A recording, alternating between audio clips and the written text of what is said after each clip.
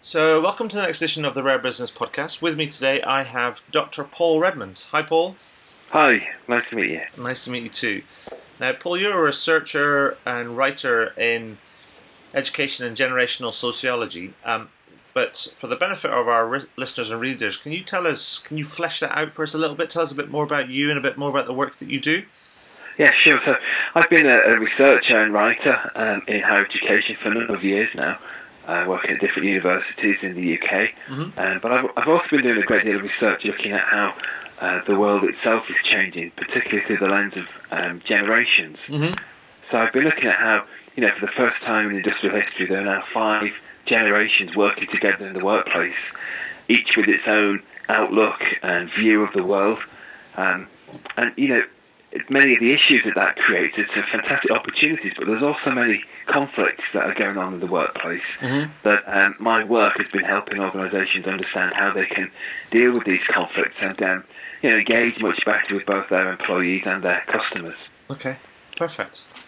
Now, the reason that we got brought together is that you've just been involved in a new piece of research that took a look at UK millennials, social media, and also in particular their interactions with insurance companies. I mean, can you tell us a little bit about the report and kind of what are the main headlines, as it were? Well, we carried out a report looking at how millennials, so these are the people who will be in the workplace now or just leaving university now. Right. We wanted to look at how they engage with insurance and organisations that work in the insurance field. And so we wanted to look at how this generation actually thought about insurance, how they responded to insurance, and what sort of signals they responded best to. Right. So it was a large-scale project, probably the biggest in its field, and we particularly wanted to look at whether it was true that this generation they wanted to engage via social media. That was our sort of hypothesis. Is it true that they are digital natives and that they want to be able to contact insurance organisations via social media? Right. So we went to really have a look at that, and the findings were they were surprising. Okay. And what were the main kind of findings what were the big things that you found in your work? Well, we found that in a sense that this is a sort of a digital. Well, we call them digitally detoxed generation. Right. Okay. So we found that very surprisingly, what they really wanted, they wanted to be able to contact insurance providers on a sort of a face-to-face basis. They wanted to talk to people. And in a sense that, social media, they use it, but it was a 5th in the list of preferred media. Right. So what they really wanted was that face-to-face contact, or that the ability to be able to speak to a real person who could advise them about insurance. Right. And we began to realise that for this generation, the internet is it's a given. In fact, computers aren't even technology for this generation. Right. If it's been around before you're born, it's not strictly speaking technology. It's just stuff. Yes. So we found that they took it for granted that they could have access to all this information online. But what they really valued was the chance to be able to speak to someone who really knew what he or she was talking about. I mean, that's fascinating because there's been a lot of talk and writing about millennials and how they're this new generation of consumers and they want different things and things. But basically what you're saying is that they're actually, they aren't this alien kind of culture. They're pretty much the same as everybody else. I mean, does that mean that kind of millennials are pretty much no different after all? No, we think they are still different. Right. And what we found is they want that information when they want it. So for them, it's a 24/7 world, a constantly connected world. Right. But they want far more customised information. So not for this generation as a sort of standard package. They want something that's really geared up to their specific needs when they want it. And that could be at any time, at any place, anywhere. They want that information when they want it. What we did find was that this is a generation that lacks much of the financial building blocks that previous generations have almost taken for granted. So I was quite surprised, somebody who works with students in universities, I was surprised at how almost financially illiterate many young people are. Right. Even though they've got access to all this fantastic wealth of information, they only want to use it when they want to use it. And I think that is another reason why having access to an expert is so important for them. Right. And does that mean that, it makes me think about, so what are the broad lessons that sort of insurance and other people, other executives and entrepreneurs in insurance kind of businesses and or other sort of businesses, say in financial services. What are the broad lessons you think they can kind of learn from this? Well, I think one of the key lessons is it's not just about putting everything online. Okay. It's not just about going online for everything. You need an online presence, but don't forget the importance of making it available, making it easy for this generation to be able to talk to people. Right. To be able to have advice from someone who knows about their situation. So I think that the face-to-face or the voice on the phone hasn't gone away. That's just as important, perhaps, as it has been in previous generations. The second thing I think is authenticity. So this is a brand-aware generation, right? And they're very swayed by reputation, by word of mouth, and by how they perceive a brand to be. Through the different sort of advertising mediums. So being authentic, telling a strong story, and making things really easy to access is absolutely crucial for this generation. And the third factor we found is that this generation is really swayed by word of mouth. Again, they're in different communities, online and face to face, but what they really value is recommendations from their own peers, and even their parents. I wrote a paper a while ago about the relationship between this generation and their parents, and I called their parents helicopter parents because they seem to hover over these 20-somethings, like personal SWAT teams. Yeah. And so they're very influenced by their parents' views as well. So I think building these communities and making them accessible is absolutely crucial. And if I can go back to the point you made about authentic kind of brands, I mean, no disrespect to kind of insurance companies, but it's kind of hard to make insurance, if you like, I struggle sometimes to think about how insurance can be kind of to create a really sort of compelling story, because it's one of those kind of things is that we know that we need to have it, but we sort of do it at sort of in many ways. And in many cases, we do it is almost begrudgingly, but then we really expect everything to happen kind of like seamlessly when we need it. Yeah. So have you got any insights in terms of how, and say, particularly an insurance company could make their brand sort of more authentic and to bolster their story, as it were? Yeah, well, we found that this generation are pro-insurance, so they realise that it's important and they'll need it fairly soon. Right.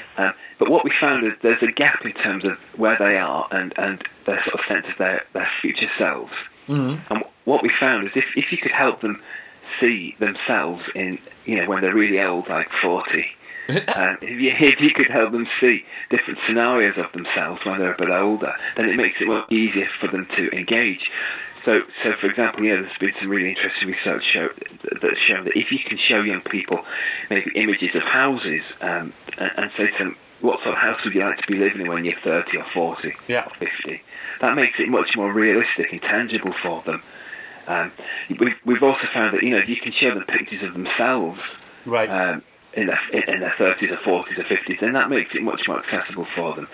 So I think in a sense, instead of talking about insurance as an abstract, helping them understand how it will relate to their day-to-day lives makes it much more accessible. Yeah. So rather than it being about trying to, in many ways, kind of try and map particular sort of products and services to particular ages or stages of their life, I mean, which in itself can be just almost trying to match two data points, that can still feel quite abstract, and therefore... Actually, what we've got to do is tell stories that they can then identify with. Absolutely. So, working with our students, if you can help them understand the importance of insurance for, showing their goods and products while they're at university, that makes a big difference. It makes it real for them. Right. But then to help them see how it's equally important when they graduate and go into the market, that again makes it much more real. Okay. I mean, but I guess in many ways that's going to just is going to make because the online presence is very important. So I guess that sort of implies a use of more video animation and storytelling and kind of visual, kind of graphical sort of stuff, and which is a bit more engaging rather than being a long set of kind of text. It makes sense. I mean, we found, even the words that different generations use can be barriers. So we found in some of the research that we did that this generation, the millennial generation, don't actually go on holiday. They go travelling. Right. So holiday is a sort of a baby boomer word. Yes. And this younger generation don't use that word. They go travelling. So if you want to sell holidays to them, you talk about, let's help you go travelling. Yeah. And I think the insurance industry, there's lots of ways that we can audit almost the words that organisations use to try and take out some of those baby boomer assumptions and make them much more relevant to the millennials. Yeah. And do you find that there's many, say, insurance companies, just as an industry example, do you find that many of them are involving some of this generation in how they design and deliver and tell stories about their products, or are we still in a bit of this is what we've got and we need to translate it for this generation, or is are there some leaders out there that are actually getting some of the younger generation involved in designing the products for themselves? I hope that's happening, but I think looking at the industry, I think it's still built by boomers for boomers, right? In a sense, and it focuses on issues and concerns and priorities that resonate for the baby boomer generation, and Generation X, but perhaps not to the same extent with this millennial generation. I think that partly explains some of the gaps that we've seen in terms of their engagement. So I think the more that we can engage this generation, the better. Okay. Yeah. And is there anything, other sort of lessons or things that you think that have come out of the research that you think are salient points for execs and insurance companies wanting to engage this generation? Well, I think the importance of reputation it has been really borne out in the research. So price is still very important for this generation, but organisation reputation is quite critical. And I think in many respects, this generation they were really impacted on by the credit crunch. Yeah. And in a sense, we call them, they're a post-crunch generation, really, and they see the world now through sort of a sense of a lens of the credit crunch. So they've lost a lot of faith in organisations, particularly big organisations in the financial services sector. So focusing on reputation and showing how these firms have built their reputation by working with people over the years, that can really affect how this generation engages with insurance. Right. So reputation counts, even in a digital age. Okay. And do you think the reputation is that just about kind of how they serve their customers, or is that how they are sort of generally as a larger corporate? I mean, is this where CSR and that more social strategy plays into it as well? I think so. I think showing how organisations have linked with different communities over the years. How many of these organisations were built by ordinary people over the years. And that they've had a strong role to play in building communities and helping people. I think that's a strong story to try and get across for this generation. This generation is looking, as I said, for authenticity.